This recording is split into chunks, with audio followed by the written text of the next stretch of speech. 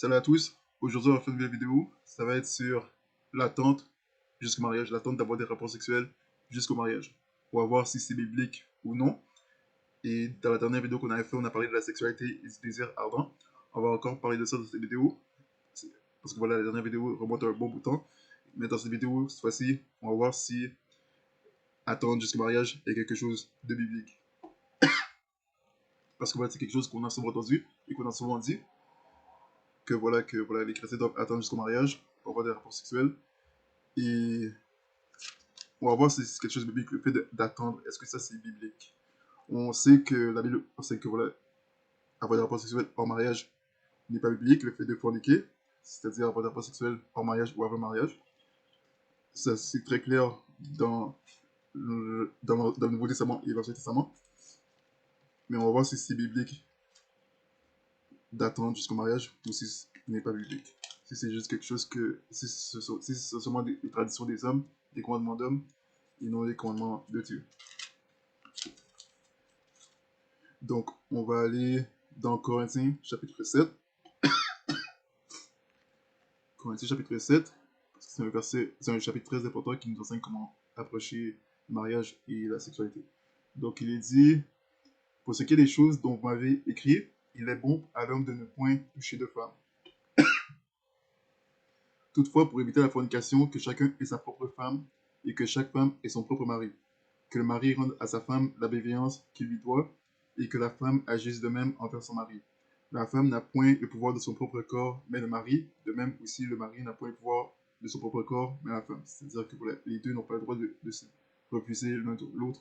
Les deux n'ont pas le droit de se refuser l'un à l'autre sexuellement quand ils sont mariés.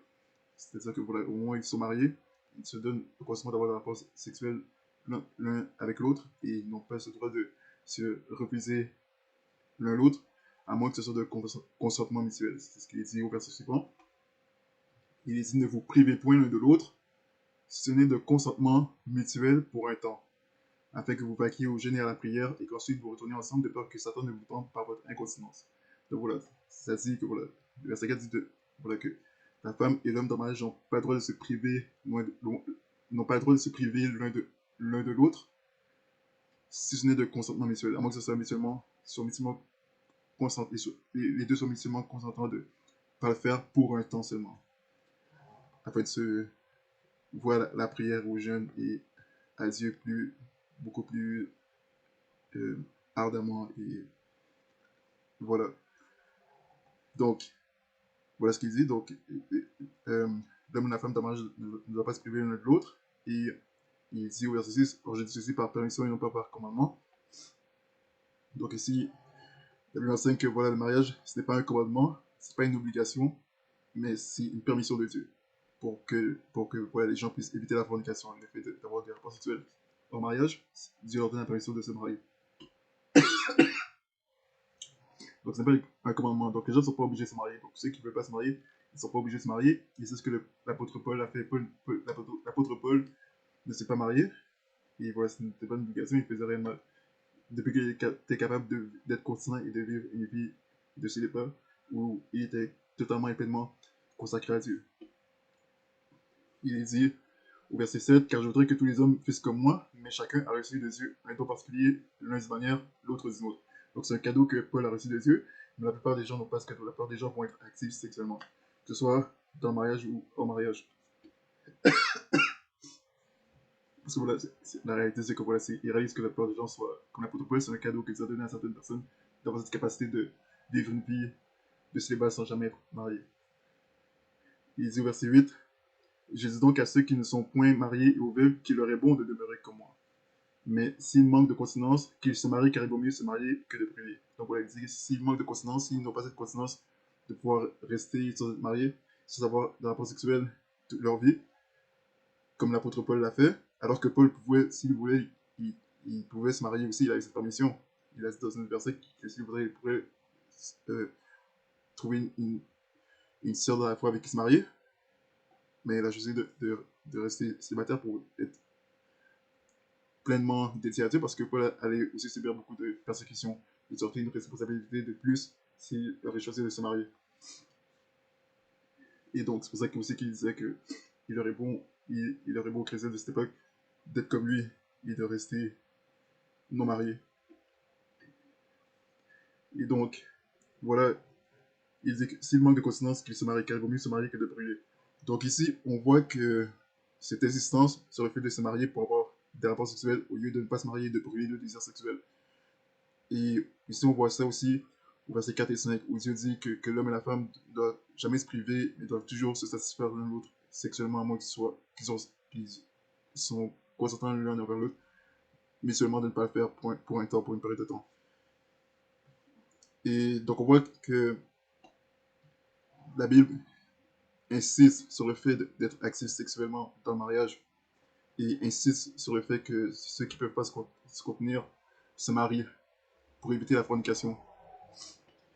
Donc, il n'y a pas cette affaire d'attente où que les gens peuvent choisir d'attendre cette longue période de temps avant d'être mariés.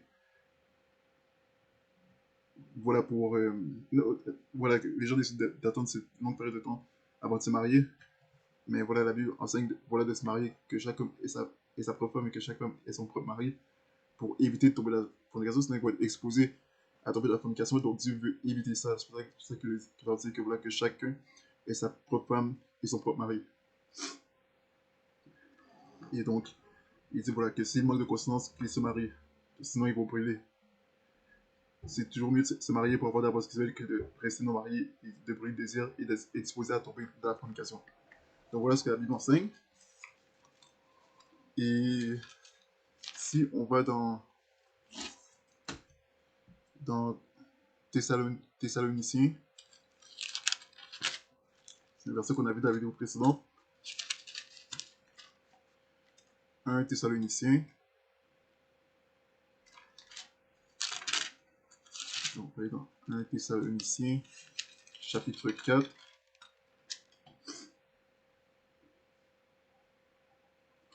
Chapitre 4, verset 3, il dit: c'est ici en effet la volonté de Dieu, savoir votre sanctification, que vous vous absteniez de la fornication, que chacun de vous sache posséder son vase dans la sanctification et dans l'honneur, sans vous livrer à des passions déréglées comme le font les gentils qui ne connaissent point Dieu. Que personne ne se corrompe ni ne fasse tort à son frère à quelques égards, parce que le Seigneur est le vengeur de toutes ces choses, comme nous vous l'avons déjà dit et attesté. Dieu en effet ne nous a point appelés à l'impureté, mais à la sainteté. C'est pourquoi celui qui méprise ceci ne méprise pas un homme, mais Dieu qui nous a aussi donné son Saint-Esprit. Donc voilà, donc la Bible enseigne l'abstinence jusqu'au mariage. C'est très différent de l'attente jusqu'au mariage. Ça, c'est un commandement d'homme, une tradition d'homme. Abstinence jusqu'au mariage, c'est que tu évites de forniquer. La manière que tu t'abstiens de la fornication, c'est en évitant la fornication. Et on va voir comment éviter la fornication. Elle dit d'éviter la fornication en ayant sa propre femme et que chaque femme ait son propre mari. C'est voilà, la Bible, c'est la méthode que la Bible prescrit pour éviter la fornication. Donc, l'homme et la femme doivent vraiment se marier le plus vite possible. On a vu dans la vidéo précédente que voilà, la femme a cette autorisation de se marier, ils ont l'autorisation de se marier quand la femme passe par la fleur de l'âge, c'est-à-dire quand elle a atteint l'âge de pouvoir se marier. C'est-à-dire à la fin de son adolescence, quand elle est pleinement développée. Quand elle est à la fleur de l'âge. C'est ce qu'on voit dans Corinthiens chapitre 7. Il dit dans Corinthiens chapitre 7, verset 36. Mais si quelqu'un pense se conduire de façon inconvenante envers sa fille, vierge, si elle passe la fleur de son âge, et s'il faut qu'il en soit ainsi, qu'il fasse ce qu'il veut. Il ne pêche point, qu'elle se marie. Voilà. Donc il peut se marier quand elle passe par la fleur de l'âge. Donc, voilà, voilà. Si quelqu'un ne pas se conduire de manière inconvenante envers sa fille vierge, on parle d'une fille qui est vierge, donc si elle passe par la fleur de l'âge, elle peut se marier. Mais si elle ne passe pas par la fleur de l'âge, si elle est encore trop jeune encore, elle n'est pas encore rendue là, elle est encore trop jeune pour se marier, donc elle n'a pas encore ce droit de se marier. Le père ne doit pas la donner un mariage, et voilà, un homme ne doit pas chercher à la marier, il est encore trop jeune. Il n'a pas encore atteint sa pleine maturité. Il doit vraiment être à la fleur de l'âge pour pouvoir se marier, parce que c'est là qu'il a la pleine capacité de pouvoir consentir voilà, non seulement se marier, mais aussi avoir des rapports sexuels. Donc, voilà pour ça. Maintenant, on va aller dans On va aller dans Proverbe, chapitre 19, verset 14. Donc, on va aller voir ce qu'il nous dit dans Proverbe, chapitre 19, verset 14. Et donc, on a vu dans les vidéos précédentes que la Bible parle souvent des vierges, parce que, voilà, la Bible parle, quand Dieu s'adresse aussi aux enfants d'Israël, il s'adresse à une société où la plupart des filles parmi les peuples des yeux étaient vierges, et voilà que la chasteté était enseignée, et voilà, ils avaient cette compréhension ils avaient déjà cette compréhension que Dieu, le commandement de Dieu était l'abstinence de la fornication, et de se marier en étant vierge, le jour de leur mariage, et donc, si maintenant on va dans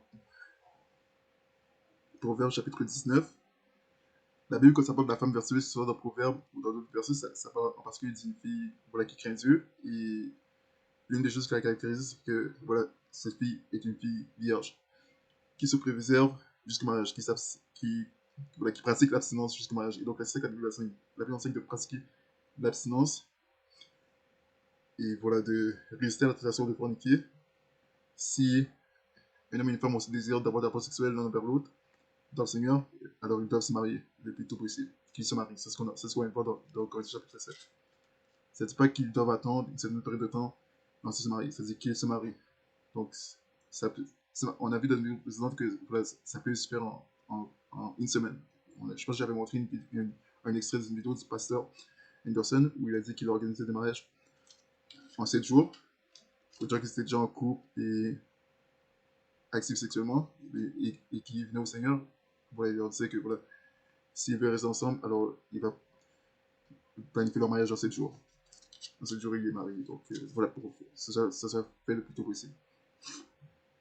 Mais dans la Bible, c'est vraiment des choses qui sont faites le plus tôt possible, parce qu'on a vu des exemples dans la vidéo précédente où des gens, ou comme Isaac et Rebecca, des gens comme ceux-là, qui se sont mariés le jour même où ils se sont rencontrés. Donc ça se passe très vite, et ils étaient très actifs sexuellement dans leur mariage. Et donc on voit qu'ils n'ont pas pris une période de temps avant de se marier pour prendre le temps de se connaître et beaucoup de choses, parce que c'est des choses qu'on va voir dans ces vidéos où beaucoup de gens attendent du mariage pour ce genre de choses. Mais on va voir que c'est pas biblique, c'est pas une obligation de la Bible de faire ça. Je ne veux pas dire que c'est quelque chose de mal, je crois pas que la Bible dit que c'est mal, mais ce n'est pas quelque chose que la Bible prescrit de faire. Donc, si on regarde dans Proverbe chapitre 19, verset 14, il dit maison et richesse sont l'héritage des pères, et une épouse prudente vient de l'Éternel. C'est-à-dire une épouse prudente, vertueuse, qui craint Dieu, ça vient de Dieu, ça vient de l'Éternel. C'est-à-dire que c'est un cadeau de Dieu. On voit plein de choses dans Proverbe chapitre 18. Proverbe chapitre 18, verset 22. Il dit qui trouve une femme trouve une bonne chose et obtient faveur de l'Éternel. Donc voilà encore. C'est un cadeau de Dieu, une faveur de l'Éternel. Et ça veut dire que ça ne s'achète pas, c'est pas quelque chose que Dieu vend, et c'est pas quelque chose que Dieu dit d'acheter. Ça n'a pas de prix. C'est ce qu'on voit aussi dans Proverbe chapitre 31, où ça dit qui peut trouver une femme vertueuse, sa valeur vaut plus que les rubis. Elle a plus de valeur que les rubis.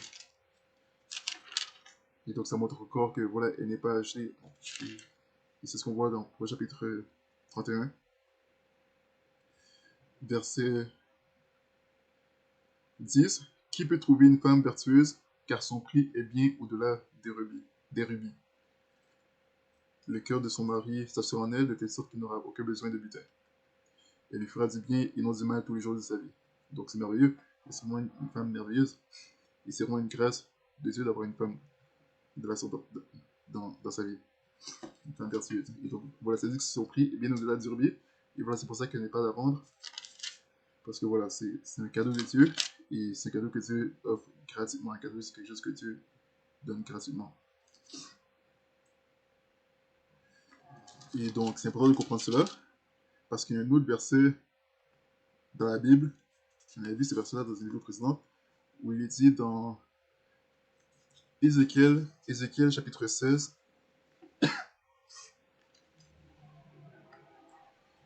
Ézéchiel chapitre 16.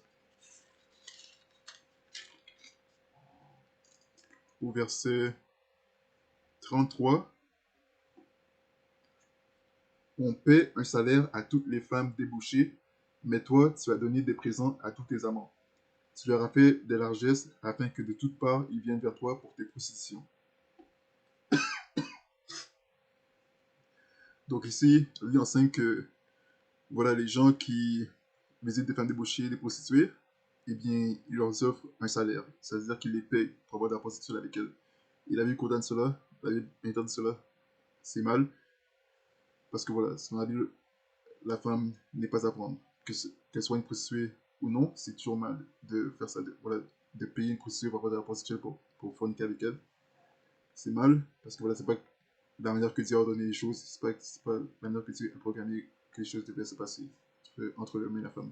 Ça n'a jamais fait partie du plan original de Dieu pour l'homme et la femme, pour les rapports entre l'homme et la femme. Et donc, voilà, voilà. C'est pour ça que Dieu dit que, voilà, que la femme prudente, la femme vertueuse vient de l'éternel, de cadeau de Dieu, et que son prix est bien au-delà des rebuts. Et donc, c'est important pour les hommes, parce que les hommes d'aujourd'hui de comprendre ça, que voilà, qu'un homme ne doit pas essayer d'acheter une femme de quelque manière que ce soit, et que voilà, le rapport doit se faire facilement, ça doit être facile, et pour que ce soit facile, l'homme doit trouver une femme qui a un désir ardent envers lui, qui est extrêmement attirée par lui, et donc une femme qui est extrêmement attirée par un homme, elle va lui rendre les choses faciles et non pas lui compliquer la tâche et lui donner une certaine résistance. Et c'est ce qu'on voit toujours dans la Bible, que ce soit dans la situation de Isaac et Rebecca, où ils sont mariés le jour même, et même dans la situation d'adultère où des femmes ont trompé leur mari, on a vu que ça s'est passé facilement, il y a eu zéro résistance. On a eu ça, euh, par exemple, il y a un cas où une femme a essayé de tromper son mari, elle n'a pas réussi, l'homme a refusé. C'est dans le cas de Joseph et la femme de Potiphar, où il a posé les yeux sur Joseph et voulait coucher avec lui, et il a refusé plusieurs fois. Et si on regarde une autre situation, où c'est facile, comme a commis l'assistant, mais elle n'a pas refusé les avances que lui a fait, c'est c'est dans le livre de Samuel.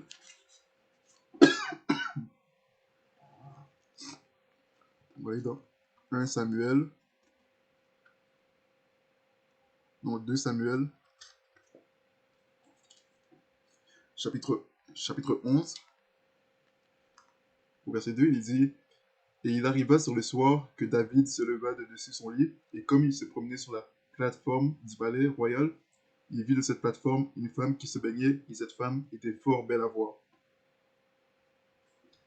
Et David envoya demander qui était cette femme. Et on lui dit: N'est-ce pas, n'est-ce pas Bathsheba, fille d'Eliam, femme d'Uri le Hétien?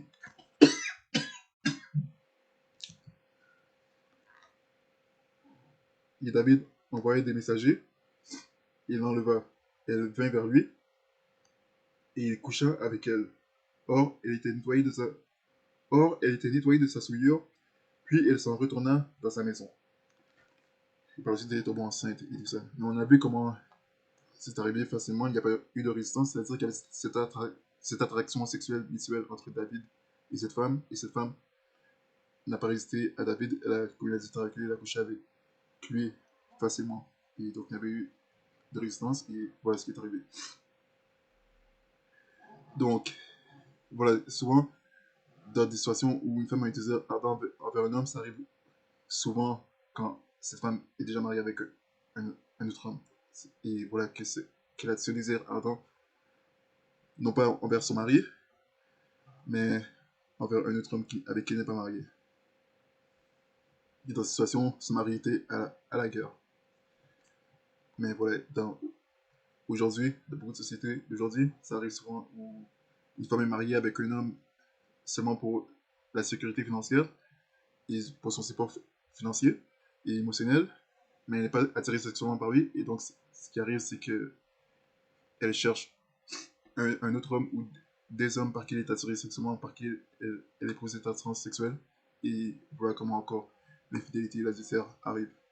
Voilà pourquoi c'est important pour les hommes de se marier avec une femme qui a ce désir ardent envers lui et cette attirance sexuelle envers lui.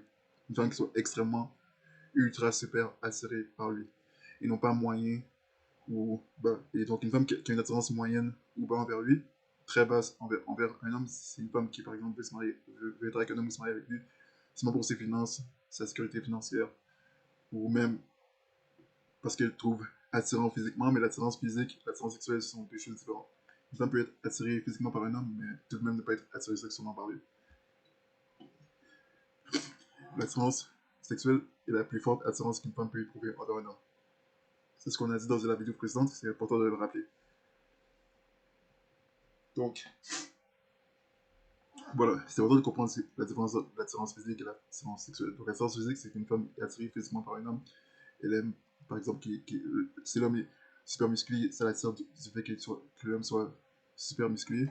Mais voilà, ça va pas plus loin que ça. Parce que voilà, ça rentre dans des choses superficielles, que ce soit l'attirance physique, l'attirance financière, ou même l'attirance amicale. Mais plus en particulier l'attirance financière ou l'attirance physique, ça rentre dans les choses superficielles et secondaires.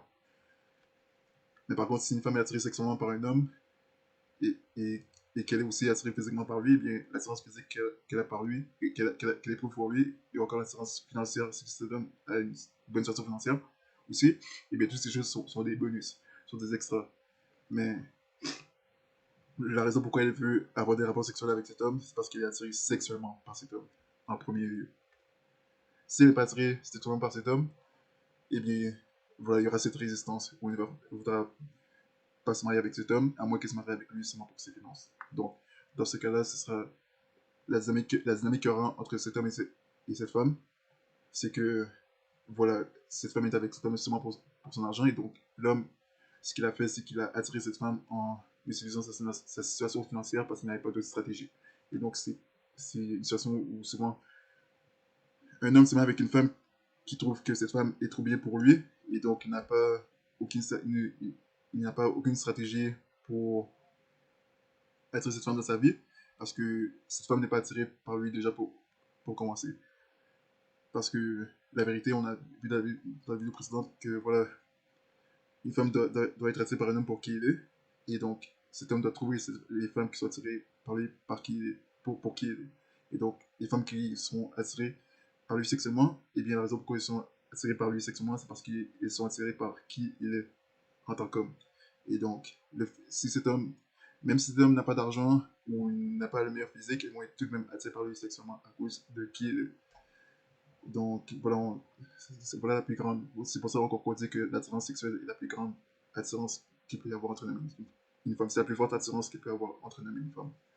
Ça, voilà, ça dépasse, ça prévaut tous les autres formes d'attirance, que ce soit amicale, financier, physique. Parce que voilà, si une femme a seulement cette attirance amicale pour un homme, voilà, ça veut dire que si une femme dit à un homme qu'elle voit seulement comme un ami, elle est encore en train de lui dire indirectement qu'elle ne voit pas attirant sexuellement. Elle ne se voit pas être intime avec lui sexuellement. Elle ne voit pas comme ça. Elle voit seulement comme un ami, un peu comme un frère, et quelqu'un avec qui elle a une relation platonique, mais qui ne va pas plus loin que ça. Donc c'est important de comprendre ces choses. Maintenant, on va aller dans Lévitique, chapitre 21. Lévitique, chapitre 21.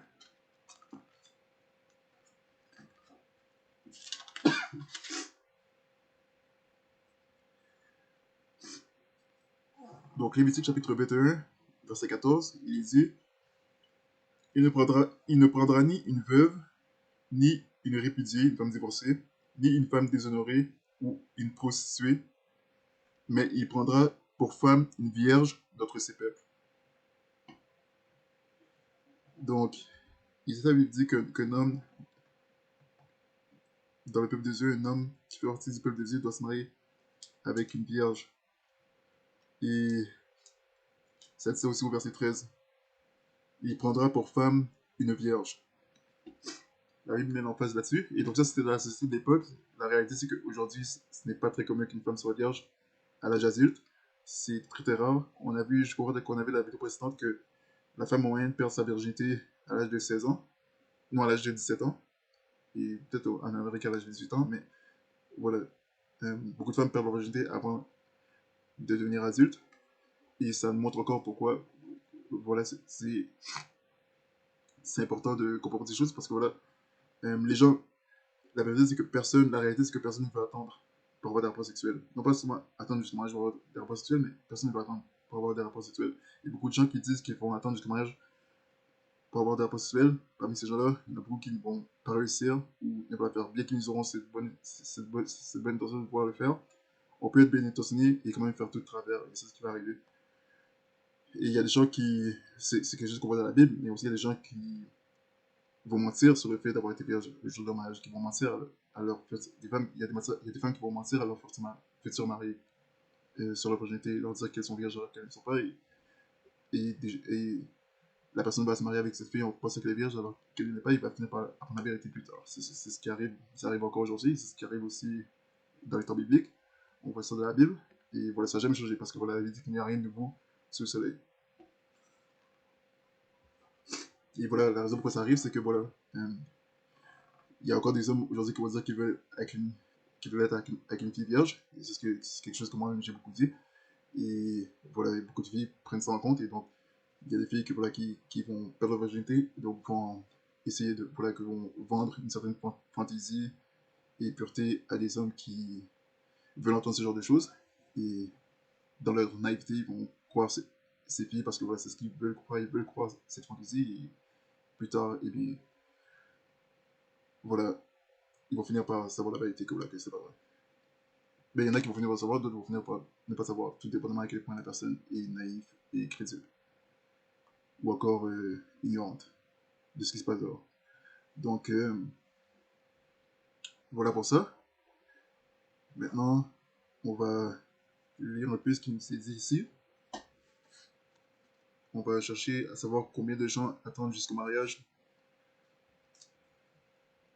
aux États-Unis, au Canada et en France. On va voir ça. On va voir ce qui nous est dit ici dans le AI sur Internet.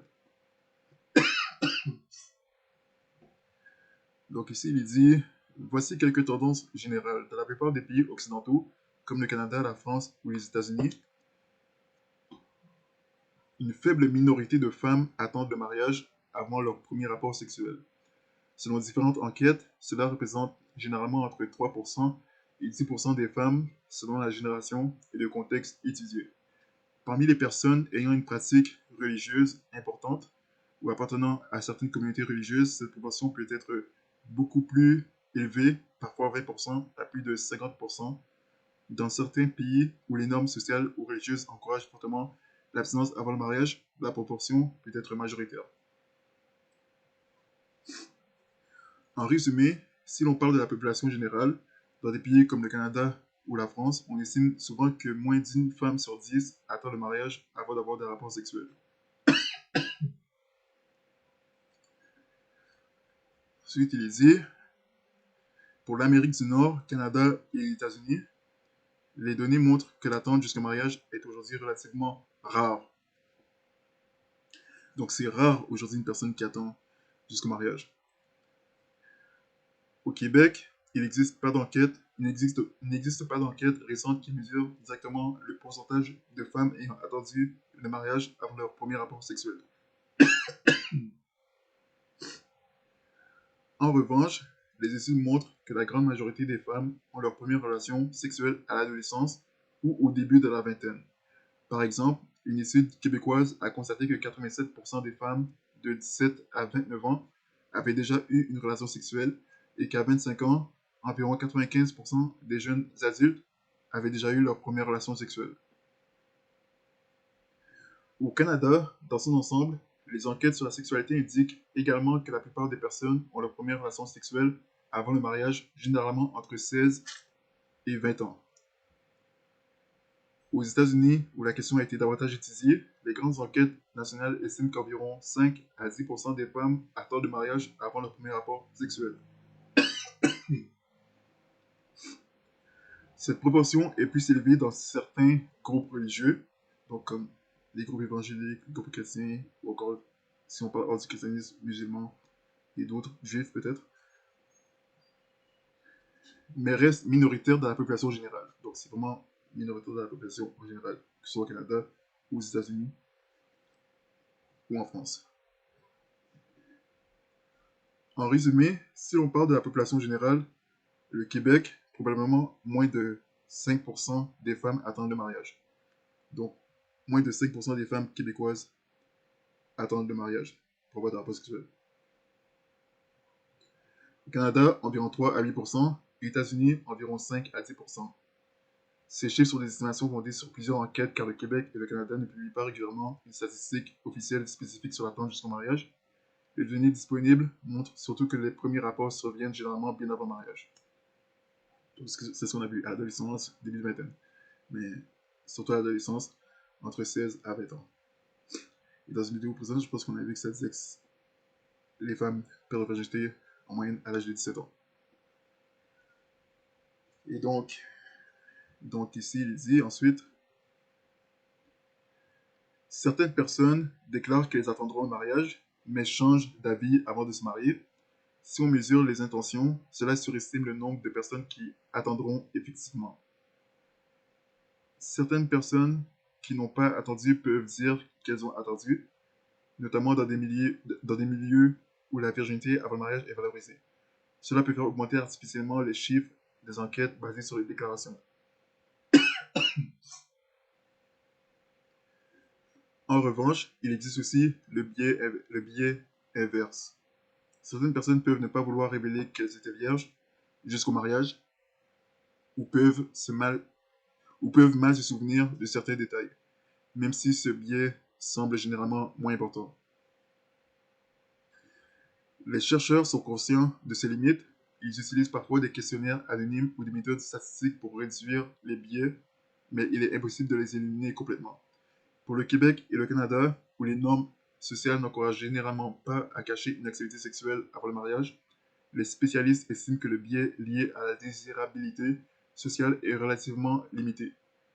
Cela signifie que les estimations de quelques pourcents, par exemple autour de 3 à 5% au Québec, sont probablement assez proches de la réalité.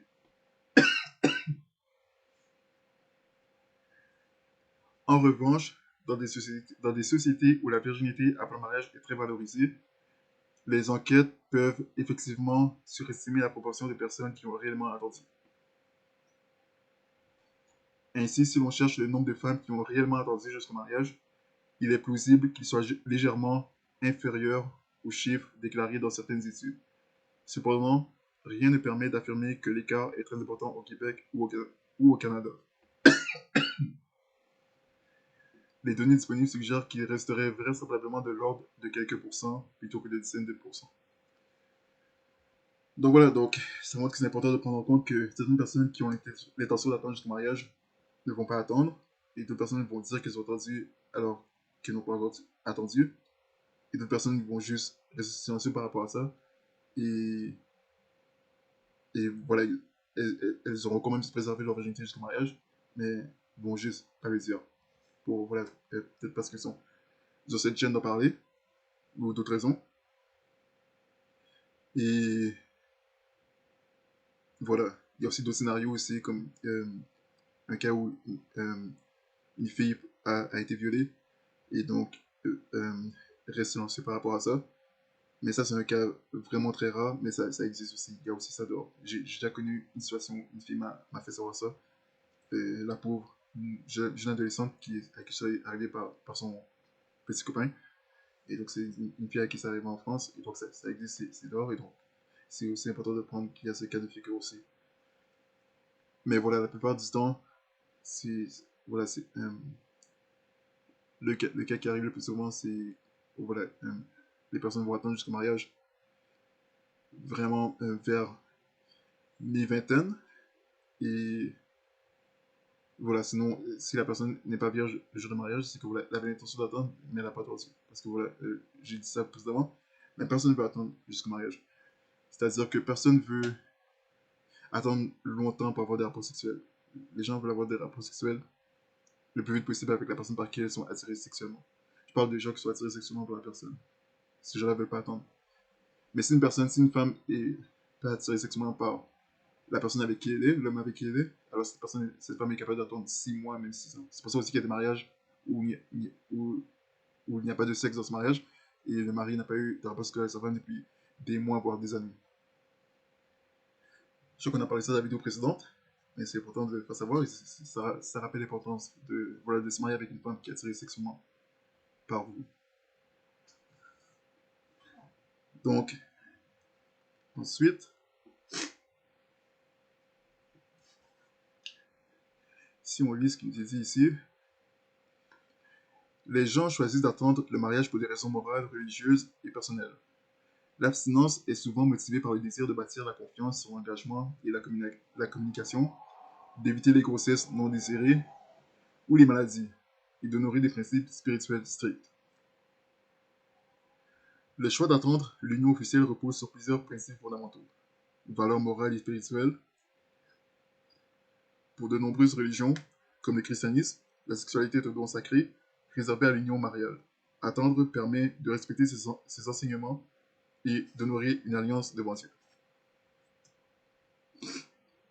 Engagement et confiance. L'abstinence avant le mariage permet de développer une connexion émotionnelle et intellectuelle profonde en s'assurant que la relation est basée sur l'amour véritable plutôt que sur la simple attirance physique.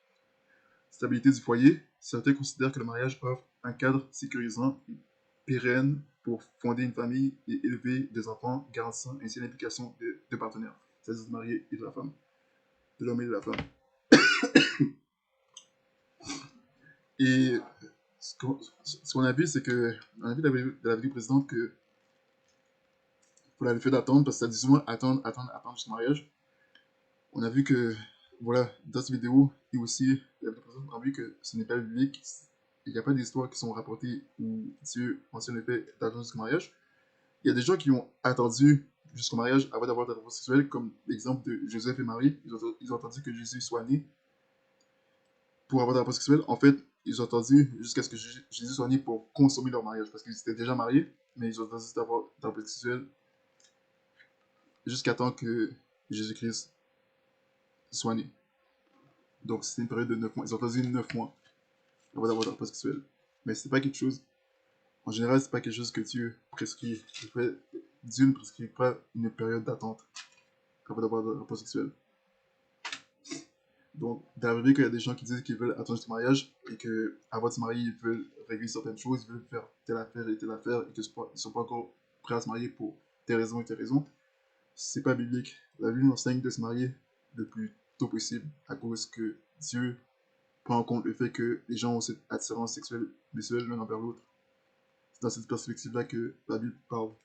Et c'est pour ça que Dieu a dit ces choses dans Corinthiens chapitre 7, sur le fait que s'il manque de conscience, il peut se marier. Pour éviter la fornication, que chaque homme ait sa propre femme et que chaque femme ait son propre mari. Et si on va dans Genèse chapitre 24, si on revoit Genèse chapitre 24,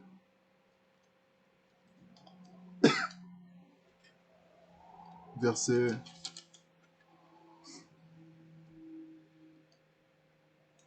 Ok, si d'abord on lit au verset 63, il dit « Et Isaac était sorti pour méditer dans les champs vers le soir, et levant les yeux, il regarda et voici que des chameaux arrivaient. Rebecca leva aussi les yeux, vit Isaac et se jeta à bas du chameau. Car elle dit au serviteur, qui est cet homme-là qui vient dans les champs au-devant de nous? Et le serviteur répondit, c'est mon Seigneur. Et elle prit son voile et s'en couvrit. Et le serviteur raconta à Isaac toutes les choses qu'il avait faites. Alors Isaac mena Rebecca dans la tente de Sarah sa mère. Et il prit Rebecca et elle fut sa femme. Et il l'aima. Et Isaac se consola après la mort de sa mère. Donc on voit ici que Rebecca et Isaac se sont mariés tout de suite après s'être rencontrés, le jour même. Donc on a vu à quel point ça s'est passé vite, il n'y a pas eu de période d'attente. Ils se sont rencontrés, ils ont fait connaissance. Il y a tout de suite eu cette attirance visuelle l'un envers l'autre, cette attirance sexuelle, et voilà, ils se sont mariés. Et il y a d'autres situations aussi dans la Bible où Dieu prescrit quoi faire. Si un homme désire une femme, si un homme voit une femme qu'il trouve belle et qu'il la désire, cette femme pour épouse, il dit comment procéder. Et même dans cet exemple-là, on voit que voilà, c'est pas une longue période d'attente. Il dit voilà, que la femme, il fera venir la femme chez lui pendant un mois. Il parlait des femmes captives. Donc il devait venir chez cet homme pendant un mois pour faire le deuil de la mort de ses parents. Mais ensuite, ils allaient se marier. Il avait consommé le mariage. Ouais, ça, c'est intéressant. Mais encore même dans ce cas-là, on voit que c'est toujours un cas particulier où il y a une période d'attente. On a le cas de Joseph et Marie, le cas voilà, une femme qui est captive, voilà, parmi les peuples d'Israël, quand un Israélite voulait se marier avec une femme parmi les captifs de guerre, on se met dans Deutéronome, et on voit comment Dieu prescrit que voilà comment il doit approcher cette situation. Et il y a une autre situation où c'est la situation de Jacob et Rachel, où Jacob devait travailler 7 ans pour son père Laban. Mais encore ça, c'est Laban qui lui a dit de faire ça, qui voulait que, voilà, qu'il travaille pour lui pendant 7 ans. Et après ça, il lui donnerait sa fille en mariage, mais il n'a pas fait. Il a d'abord donné son fille par Rachel, mais et ensuite, plus tard, il a donné Rachel. Mais voilà, encore ça, c'est quelque chose voilà, que les hommes font. Et c'est pas quelque chose que Dieu a prescrit, mais voilà, c'est comme un exemple, ça donnait ça comme exemple pour montrer à quel point il- euh, Jacob aimait Rachel, au point qu'il n'a pas hésité, il était prêt à travailler 7 ans et encore un autre 7 ans pour se marier avec elle et être avec elle. Mais c'est pas un exemple de. Ça laisse pas cet exemple pour dire à quel point l'attente du mariage est quelque chose d'important et que la Bible prescrit d'attendre du mariage pendant longtemps, pendant des années, pendant 7 ans ou 14 ans. C'est pas ce que la Bible enseigne. Donc maintenant, est-ce que c'est mal que des gens décident d'attendre du mariage? Non, il n'y a rien de mal là-dedans, mais c'est pas non plus biblique. La Bible enseigne que voilà, l'homme et la femme doivent se marier le plus tôt possible pour avoir des rapports sexuels autant de fois possible. Donc voilà, c'est pour ça que la Bible enseigne que, voilà, que l'homme et la femme doivent se marier le plus tôt possible pour pas qu'il y ait des rapports sexuels au mariage et avant le mariage. C'est pour ça que voilà, ça prescrit pas de période d'attente. Donc les gens aujourd'hui qui décident d'attendre 200, 300, 5 ans pour régler telle affaire, ils sont pas en train de se baser sur la Bible. Il n'y a pas d'exemple comme ça dans la Bible. Donc c'est là qu'on montre que voilà, ça montre que voilà que attendre du mariage n'est pas biblique, c'est un commandement d'homme, une tradition des hommes, mais ce n'est pas une tradition biblique qui vient des apôtres ou de Jésus-Christ. Maintenant, si on va dans Actes, chapitre. Bon, d'abord, si. Oui, donc, si on va dans Actes, chapitre 8,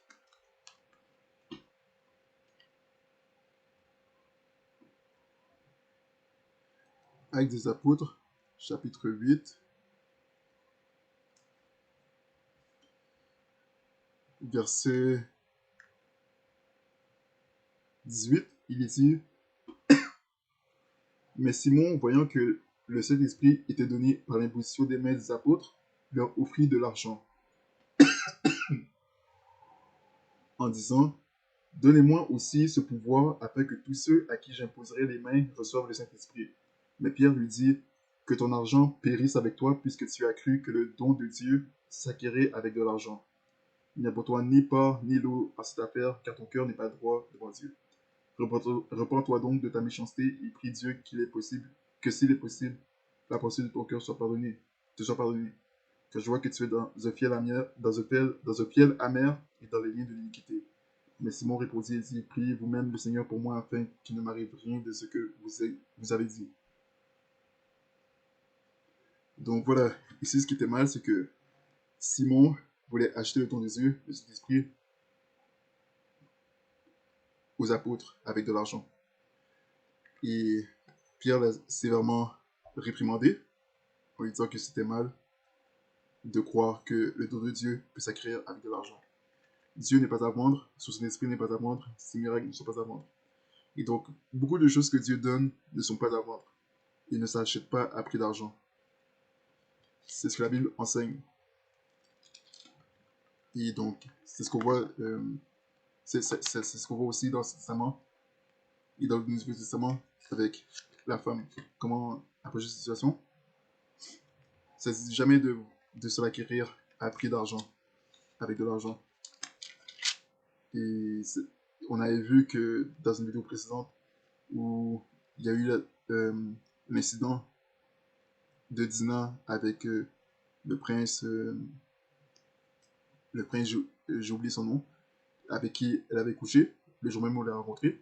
Et ça avait attristé ses frères, et ses frères avaient tué la personne avec qui elle avait couché, y compris sa famille, son père et le peuple avec qui ils vivaient, avec qui ils habitaient. Et Jacob était fâché de ce qu'ils avaient fait, à cause que voilà, à cause d'avoir fait ça, il, il mettait la vie de Jacob en danger. Ils ont répondu à Jacob en disant, les fils de Jacob lui ont répondu que, ouais, est-ce que quelqu'un va traiter notre sœur comme un homme traite une prostituée? Et donc, voilà, les frères de Dina et le peuple d'Israël encore avaient cette compréhension que, voilà, les relations hommes-femmes devaient s'approcher d'une certaine façon, biblique, selon Dieu, et voilà, en toute pureté, et non pas pas par la fornication. Mais c'était mal ce qu'ils avaient fait parce que même si un homme et une femme forniquaient parmi le peuple de Dieu, Dieu ne prescrivait pas de, voilà, que tous les deux devaient être mis à mort, comme le cas d'Azifter. Non. On avait vu dans la situation précédente que si un homme avait forniqué avec une femme, l'homme devait payer la dot au père de la fille et se marier avec la femme. Pour dire que voilà, ok, tu veux avoir des rapports sexuels avec cette femme-là, et bien alors, tu vas te marier avec cette femme-là maintenant. Vu que tu as pris sa virginité, tu fais ça, tu vas te marier avec elle. On a vu que ça se passe vite, où il a saisi la femme pour avoir des rapports sexuels, et ça dit que si les deux ils sont trouvés en train d'avoir des rapports sexuels, ils doivent se marier. À moins que le père de la fille refuse de la marier, mais demande que l'homme lui paie la dot des vierges pour avoir pris la virginité de sa fille. Parce que là, vu que c'était quelque chose qui était attendu parmi les petits Israël à l'époque, c'était une coutume voilà, que pas seulement les hommes et les femmes soient vierges, c'était pour moi traditionnel, où les deux devaient être vierges le jour de leur mariage. Mais si cette fille n'a plus sa virginité, eh bien, c'était possible qu'aucun homme veuille se marier avec elle. Voilà pourquoi il disait que, voilà, que l'homme lui paie la dot des vierges tout de même. Au cas où voilà, il ne se marie pas avec elle. Aucun homme ne se marie avec elle. Donc, voilà pour ça. Maintenant, si on va dans Proverbes, chapitre 14.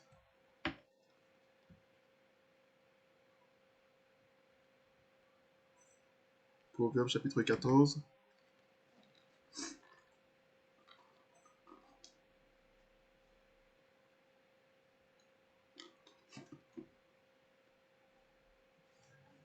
Proverbes, chapitre 14.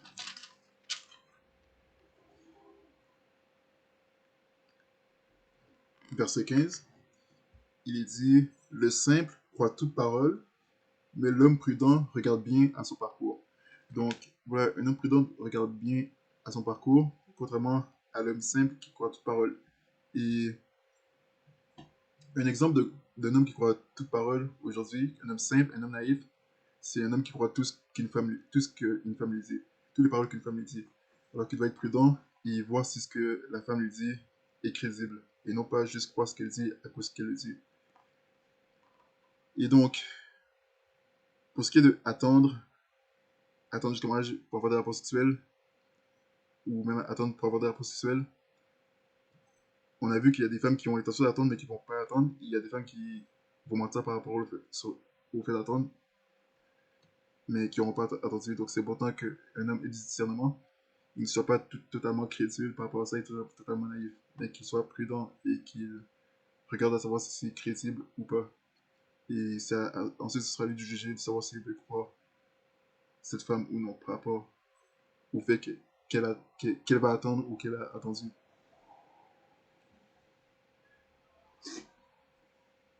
Parce que voilà, on a vu que voilà, ça dit que la plupart des femmes perdent leur virginité dans leur adolescence. La plupart des adolescents qui perdent leur virginité, la plupart des gens qui perdent leur virginité, perdent leur virginité dans l'adolescence. Et donc, sinon, ça dit qu'ils perdent leur virginité au début de leur vingtaine. Donc, c'est pour ça que voilà, un homme doit être prudent aujourd'hui. Et voilà, faire preuve de discernement. Parce que voilà, si quelqu'un voilà, vient dire, en particulier une femme vient dire aujourd'hui voilà, qu'elle se préserve jusqu'au mariage, qu'elle attend jusqu'au mariage, et voilà, qu'elle est rendue à la vingtaine, mi-vingtaine, fin vingtaine, et bien rendue mi-vingtaine, ou peut-être même début vingtaine, c'est rendu assez difficile à croire. Comme, il faudrait qu'elle donne si elle s'intéresse à un homme et qu'elle lui dit ça, il faudrait qu'elle lui donne une bonne raison pour ça. Et pour que l'homme puisse croire ça, c'est qu'il doit vraiment vouloir croire ça. Parce que aujourd'hui, dans la société actuelle, c'est très difficile à croire. Mais que ce soit vrai ou non, c'est difficile à croire. Et donc, voilà, cette personne doit se montrer très convaincante. Et donc, voilà, si on lit ici, il dit ici, sur les filles qui choisissent d'attendre, ici, les filles peuvent choisir d'attendre avant d'avoir des relations sexuelles pour diverses raisons très personnelles. Cela est souvent lié au besoin de développer une connexion émotionnelle, à l'envie de s'assurer de la confiance et du respect dans le couple, ou pour des considérations de santé, comme le dépistage des IST. Parfois. Parfois, l'attente permet aussi de faire monter le désir ou de se sentir tout simplement prête. Donc voilà, c'est-à-dire les filles qui décident d'attendre pour avoir des rapports sexuels le font pour diverses raisons. Et maintenant, pour les couples qui décident d'attendre de se marier, dans la société en général, il est dit en moyenne les couples attendent environ 4 à 9 ans avant de se dire oui. Ce délai est généralement divisé en plusieurs étapes, environ 17 mois de fréquentation avant d'emménager ensemble, suivi de près de 22 mois de cohabitation, et enfin une période d'environ 20 mois entre les fiançailles et le mariage. Selon des études sociologiques, ce processus se décompose en plusieurs étapes clés. Fréquentation, 1 an, 17 mois avant de s'installer sur le même toit. Vie commune 1,8 ans, 22 mois de cohabitation pour tester la vie à deux. Fiançailles, 1,6 ans, 20 mois, entre parenthèses, d'attente supplémentaire avant la cérémonie officielle. Bien qu'il s'agisse de la moyenne, cette durée varie grandement en fonction de l'âge et du parcours de vie de chacun. À titre d'exemple, une étude de l'université Emory a révélé que les couples qui se fréquentent pendant au moins 3 ans avant de s'engager ont 39% moins de risques de divorcer. Ok, donc ça c'est la société en général, de la société en général. Donc si on regarde parmi les chrétiens, il dit pour les couples chrétiens, la période de fréquentation dure généralement entre 1 et 2 ans, suivi de fiançailles de 6 à 18 mois. Cela permet de développer une maturité spirituelle, de traverser les différentes saisons de la vie ensemble et de suivre une préparation au mariage. Cette temporalité spécifique s'explique par plusieurs principes et étapes. La vision des fréquentations, contrairement aux relations sans engagement, la période de fréquentation chrétienne n'implique généralement pas de cohabitation ni de relations sexuelles avant le mariage. L'accent est mis sur l'amitié, la foi partagée et l'apprentissage du caractère de l'autre. Donc le temps des fiançailles. Recommandé pour planifier la cérémonie comme les préparations religieuses qui durent souvent environ 9 mois. Elles permettent aussi au couple d'approfondir la communication sur la gestion du foyer et de recevoir l'accompagnement de pasteur ou de couple mentor. Donc ça, c'est comment les choses fonctionnent parmi les chrétiens de la société d'aujourd'hui. C'est-à-dire qu'en général, parmi les chrétiens, la période de fréquentation dure généralement entre 1 à 2 ans, suivi de fiançailles de 6 à 18 mois. Donc ça, c'est vraiment pas quelque chose qu'on voit dans la Bible.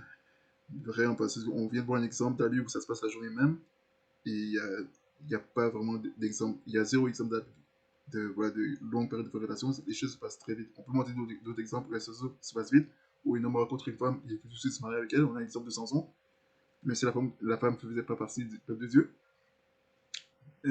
Ça se passait vraiment très vite.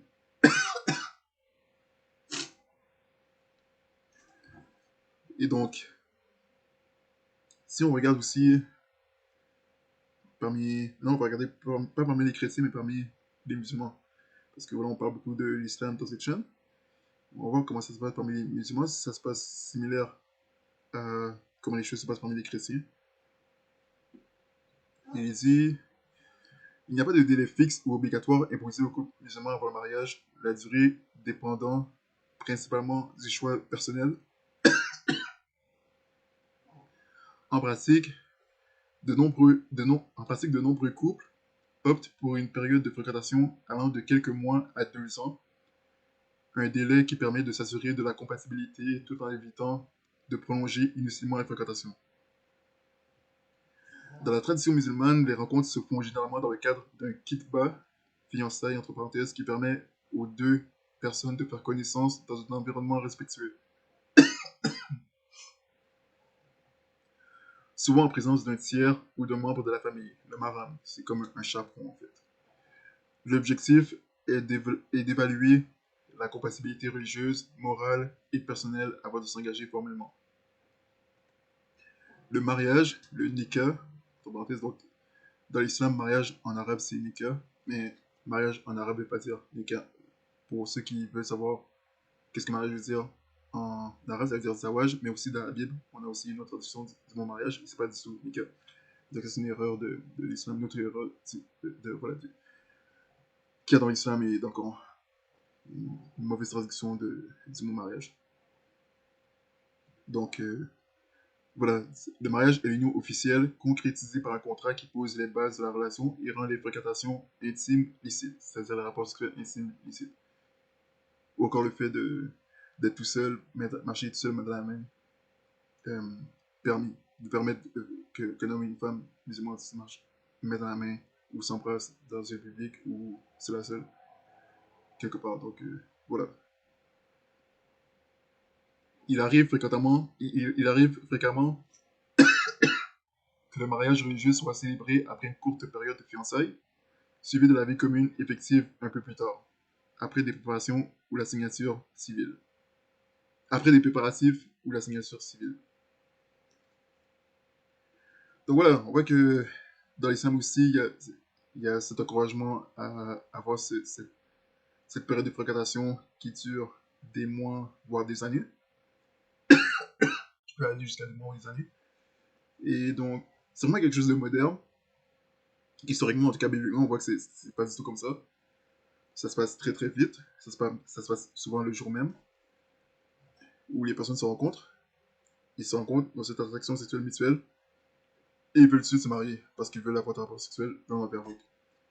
Et on a dit dans la vidéo précédente, on a appris que voilà, sur la Bible, voilà, la Bible n'enseigne pas du tout que voilà, l'homme a un plus grand désir sexuel que la femme, mais que les deux ont un désir sexuel égal l'un envers l'autre.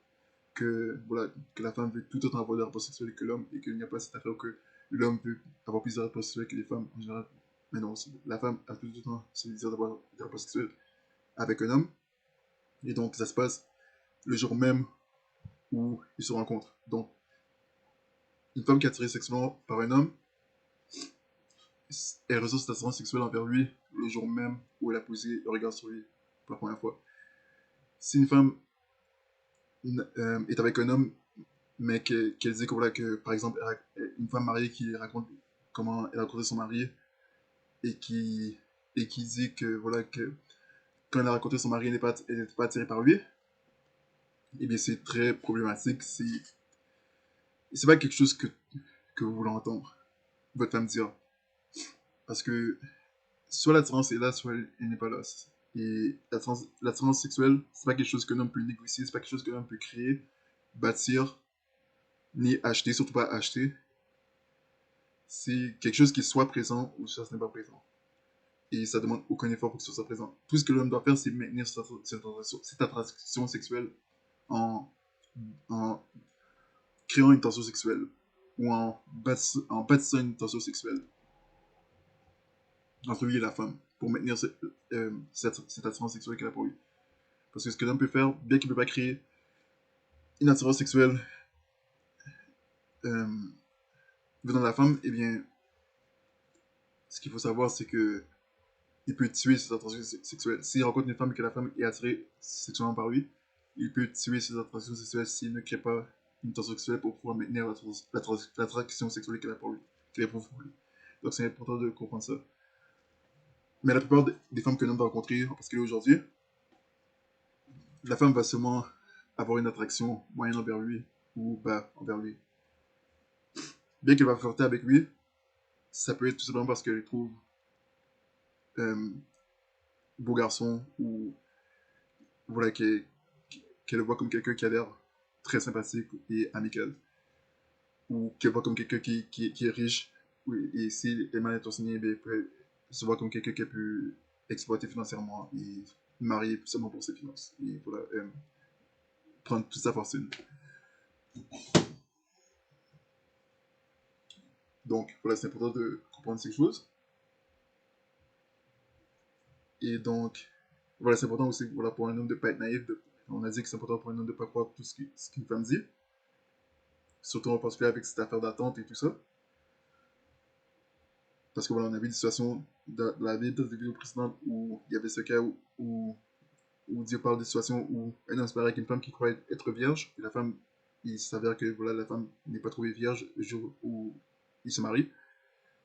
Et donc ça veut dire que voilà, la femme avait forniqué. Et donc voilà, l'homme a été trompé. Donc c'est important de savoir si c'est crédible quand une femme dit qu'elle est vierge. C'est important voilà, de vérifier pour savoir si c'est crédible. Mais à la fin de la journée, l'homme va finir par savoir la vérité s'il finit par se marier avec cette femme qui dit être vierge. Donc voilà, c'est important de comprendre ça. Mais il arrive un certain âge où ce n'est plus vraiment très crédible de croire qu'une femme est vierge, à moins que cette femme est dans la trentaine, peut-être mi-vingtaine ou trentaine, rendue là, c'est pas possible qu'elle dise la vérité parce que il faut se demander aussi pourquoi elle mentirait. Donc, si elle n'a aucune raison de mentir, alors voilà, c'est pas possible qu'elle dise la vérité. Une femme qui aurait tendance à mentir par rapport à ça, c'est une femme qui serait début vingtaine, mais qui approche de la mi-vingtaine. Parce que voilà, on voit que c'est vraiment dans cette période d'adolescence, fin d'adolescence, début vingtaine, mi-vingtaine, que voilà, que la plupart des jeunes sont très actifs sexuellement. Et voilà, on a vu que voilà, l'âge où les gens se marient, en moyenne, c'est début trentaine. Mais dans les milieux religieux, ça se passe beaucoup plus mi-vingtaine, fin vingtaine. Donc, et ensuite, c'est rare des gens qui se marient au début de leur vingtaine. Mais c'est très crédible de croire qu'une fille est vierge le jour de son mariage, si elle se marie à la fin de son adolescence ou au début de sa vingtaine. Donc, si elle se marie à l'âge de 18 ans, 19 ans, ou qu'elle se marie à l'âge de 20, 21 ans, 22 ans, alors c'est très, très crédible qu'elle soit vierge. Mais si elle se marie à l'âge de 25 ans, 28 ans ou 30 ans, hmm, c'est assez difficile à croire. Personnellement, moi, je ne croirais pas que cette fille soit vierge. Qu'elle le soit ou pas, moi, je ne croirais pas, personnellement. Et voilà, si je verrais le mariage comme un choix très risqué, eh bien, je ne prendrais pas ce risque. Donc, voilà pour ça. Donc, pour revenir à ce qu'on a lu dans Corinthiens chapitre 7, Corinthiens chapitre 7, donc on avait lu qu'il était dit, voilà, pour éviter la fornication, que chacun est sa propre femme et que chaque femme est son propre mari. Et donc, c'est pour ça qu'une femme veut se marier avec un homme par qui elle est attirée sexuellement. Et voilà, on a dit que voilà, une femme qui est attirée sexuellement par un homme, ça veut dire qu'elle est attirée par qui elle est en tant qu'homme. Et la raison qui fait qu'elle est attirée sexuellement par lui, la raison pourquoi elle veut avoir des rapports sexuels avec lui, c'est parce que voilà, cet homme est un homme. Elle le voit comme un homme. Qu'il le soit ou pas, dans ce qu'elle ressent, dans ses feelings, elle ressent que cet homme est un homme. Et c'est ce qui l'attire chez cet homme. C'est ça qui l'attire chez cet homme. C'est sa masculinité, en fait. Elle le voit comme quelqu'un de fort. Parce que voilà, c'est ce que la Bible définit comme étant. C'est ce que la Bible définit. C'est ce que la Bible donne comme définition d'un homme. C'est ce que la Bible définit comme un homme étant un homme. C'est quelqu'un de fort. Et ça donne beaucoup d'exemples de ça. Par exemple. Et c'est ce que la Bible dit que c'est ça qui fait la beauté d'un homme. En particulier des jeunes hommes. Ça dit dans Proverbe, chapitre. C'est quoi la Proverbe? Ok, Proverbe chapitre 20. Proverbe chapitre 20.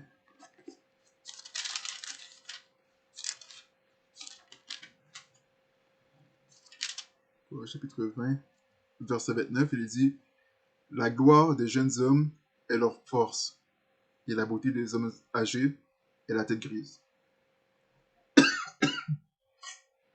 Et voilà, le mot gloire et beauté sont utilisés de manière interchangeable dans la Bible. Les deux veulent dire la même chose.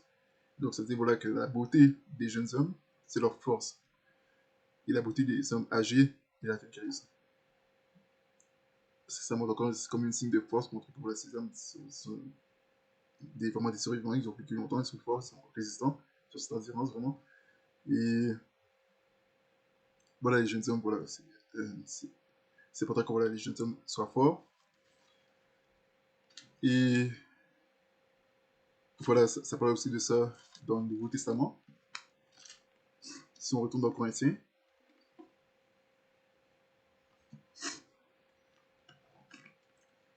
ouais, dans Corinthiens,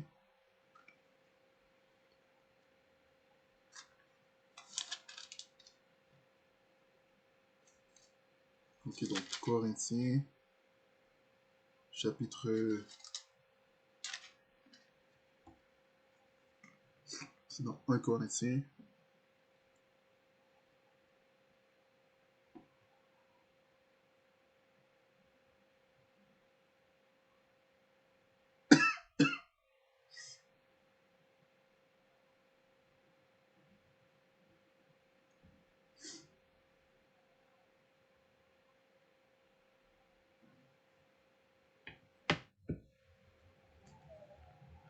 ok, donc 1 Corinthiens, chapitre 16,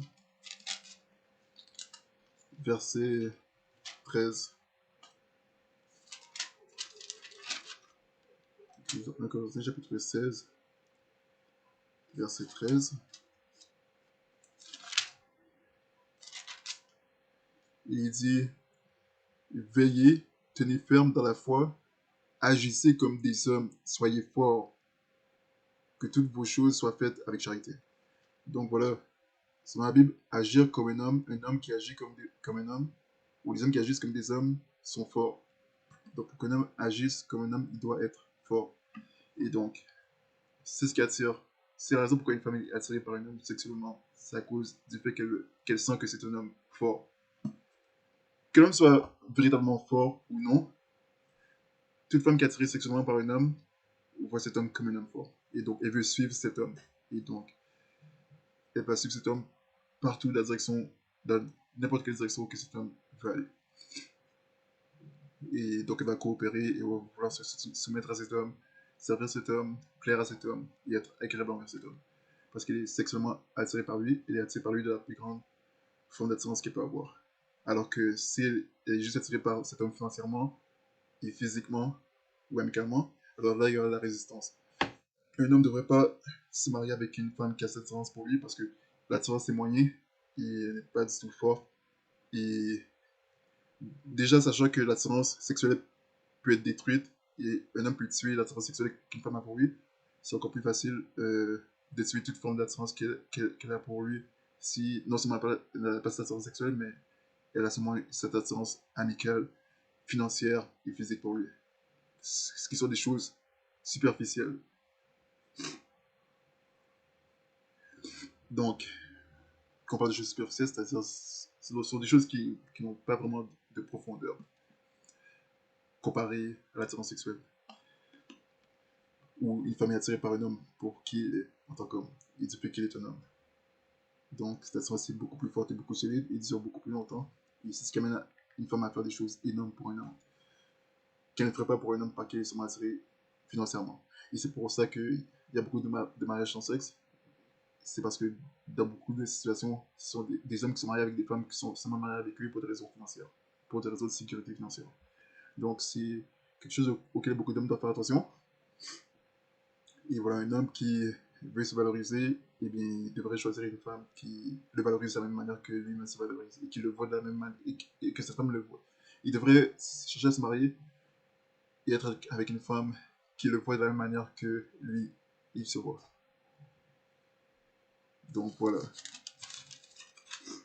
Voilà pour ça. On a vu beaucoup de choses. Et voilà pour compléter, pour terminer. on va finir, on va finir les Corinthiens chapitre 7.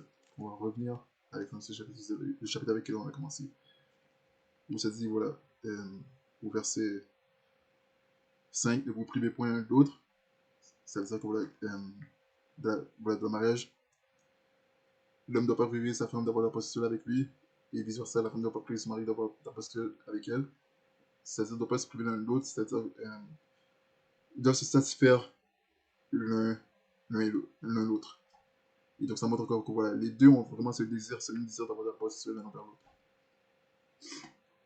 Et donc, c'est important, parce que pour les hommes, de comprendre à quel point les femmes veulent avoir de la posture avec les hommes par qui ils sont attirés sexuellement. Et voilà pourquoi ils doivent chercher une femme qui est attirée par lui sexuellement.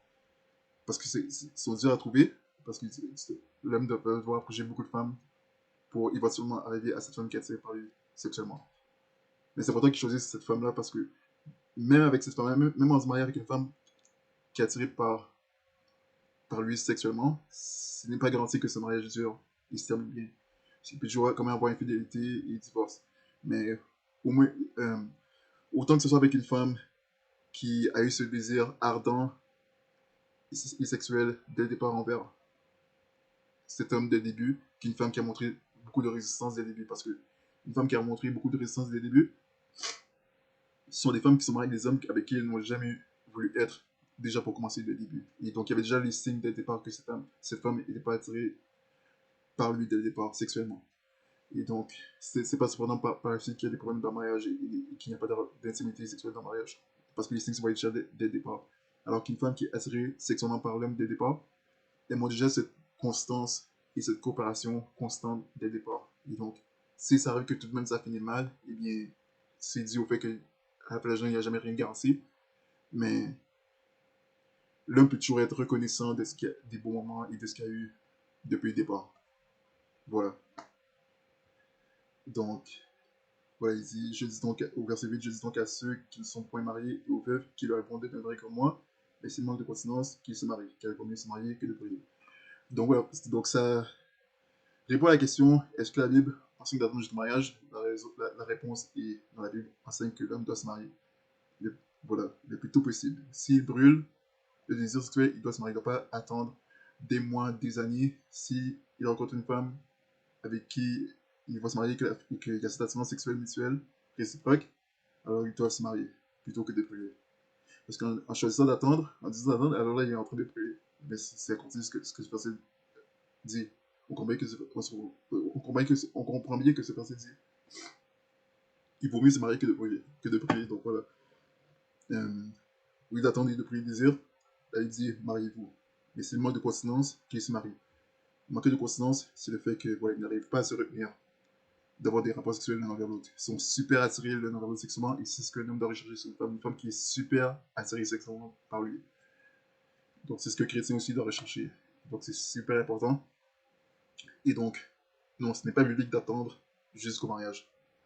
C'est biblique de se marier pour éviter la fornication. Mais attendre jusqu'au mariage, c'est quelque chose de moderne, c'est une tradition moderne des hommes pour, voilà, pour prioriser d'autres choses avant de se marier, comme trouver l'emploi de ses rêves ou la maison de ses rêves avant et avoir toutes sortes de préparatifs et d'être financièrement stable avant de se marier. Toutes ces choses-là sont pas bibliques. C'est des bonnes choses, mais c'est secondaire.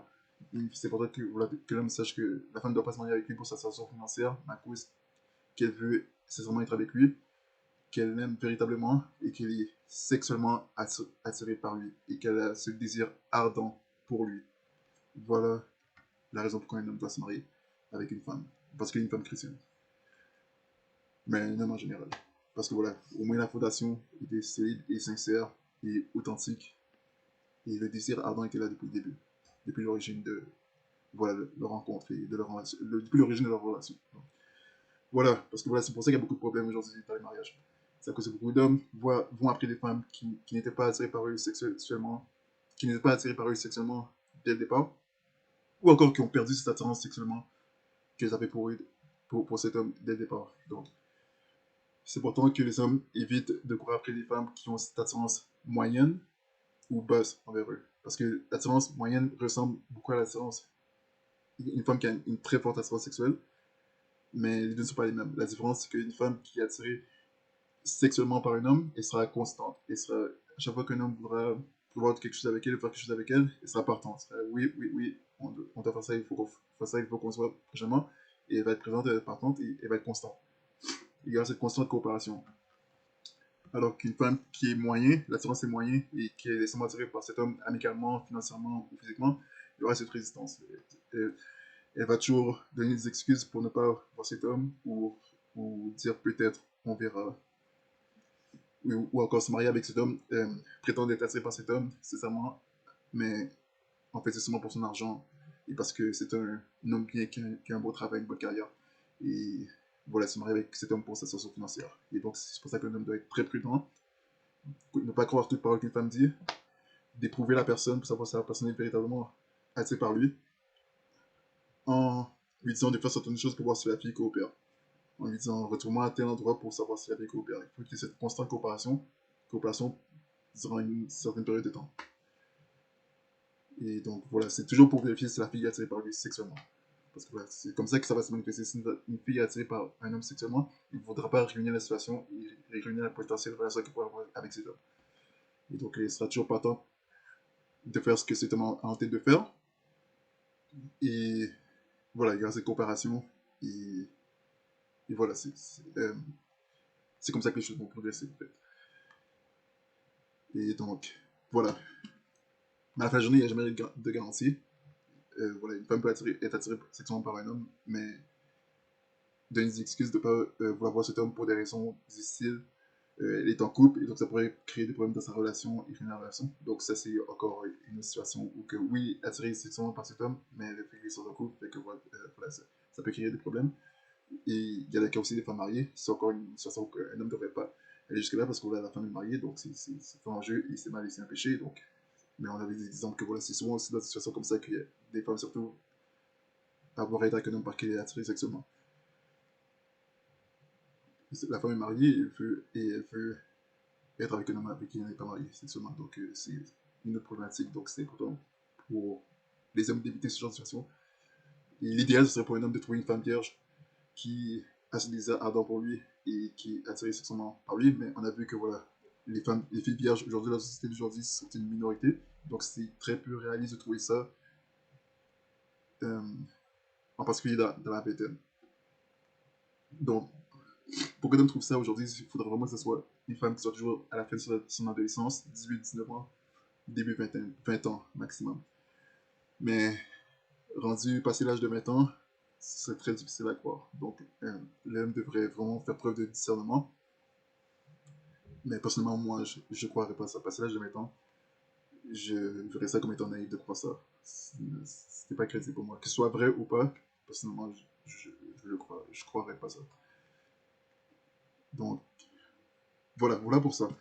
Là pour cette vidéo, donc c'était toujours pour parler de l'attraction, c'était entre l'homme et la femme, c'est très important de parler de ça, parce que c'est pas quelque chose qui est parlé dans les églises, mais c'est important de parler de l'attraction sexuelle entre l'homme et la femme, comment ça fonctionne bibliquement, et de comprendre que voilà, une femme, au moment où elle rencontre un homme, et décide d'avoir un processus avec lui, dès les premiers instants, dès la première interaction. C'est pas quelque chose qu'un homme doit bâtir au fil du temps, en apprenant à la connaître. Si une femme dit à un homme qu'elle a besoin d'attendre à mieux connaître, de prendre son temps, qu'elle n'est pas ce genre de fille, ou qu'elle veut faire que les choses aillent lentement, c'est qu'elle n'est pas attirée sexuellement par cet homme. Une femme qui est attirée sexuellement par un homme veut mettre la main sur lui, elle veut le toucher constamment, elle veut être intime avec lui le plus vite possible. Et donc ça peut se faire aussi religieusement, où voilà, la femme veut se marier avec lui le plus vite possible, et c'est ce qu'on a vu dans la Bible avec l'exemple. C'est ce qu'on a vu dans la Bible avec l'exemple de Isaac et Rebecca. Donc ça peut se faire toujours dans la pureté, évidemment. Mais on voit que dans le monde, ça se passe vraiment de manière vite aussi. Et la Bible m'en parle. Ça dit qu'ils se livrent à des passions déréglées. Les gens qui ne connaissent pas Dieu, ils font ça. On a vu dans la vidéo présente qu'il y a des gens qui le font le jour même où ils se sont rencontrés, qui couchent ensemble le jour même où ils se sont rencontrés. Voilà, c'est parce que voilà, les filles qui ont ce désir ardent d'être avec un homme sexuellement sont vraiment dehors. Et ça, c'est dans toute croyance, dans toute religion. Et donc ça existe toujours. Et donc c'est important pour un homme de trouver cette fille, pour qu'il soit avec une fille qui soit véritablement attirée par lui, non pas avec une fille qui prétend ou fait juste flirter pour s'amuser et pour avoir son attention ou pour chercher à avoir son argent ou autre chose. Donc voilà l'importance de cette vidéo. Parce que voilà, la Bible parle de ça, et donc c'est important de parler de ces choses et d'exposer ces choses. Donc, j'espère que cette vidéo vous aura édifié. Moi, je vous dis, soyez tous bénis abondamment, et je vous dis à bientôt.